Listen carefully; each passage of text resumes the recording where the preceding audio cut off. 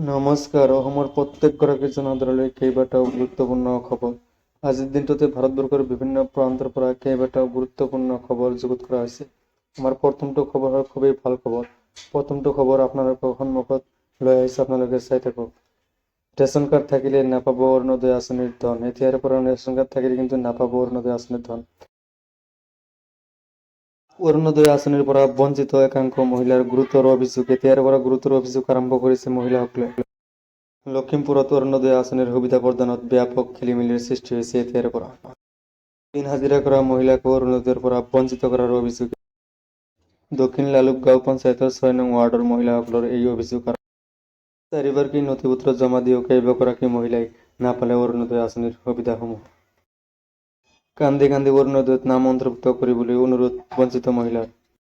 অৰুণোদয়ৰ ধন ধনীয়ে পোৱাক লৈ খুব বঞ্চিত মহিলাসকল। আমাৰ দ্বিতীয় নম্বৰ খবৰটো খুবেই ডাঙৰ খবৰ।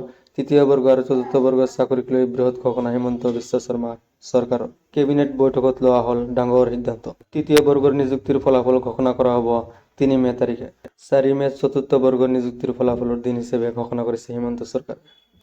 ছেবাৰ ৱেবছাইটত প্ৰাৰ্থীয়ে চাব পাৰিব ৰিজাল্ট। 11 মে'ত তৃতীয় বৰ্গ আৰু চতুৰ্থ বৰ্গৰ নিযুক্তিৰ পৰীক্ষাত উত্তীৰ্ণ প্ৰাৰ্থীক দিয়া হ'ব নিযুক্তি পত্ৰ। জুনৰ 1 তাৰিখে নিজ নিজ কৰ্মক্ষেত্ৰত যোগদান কৰিব লাগিব।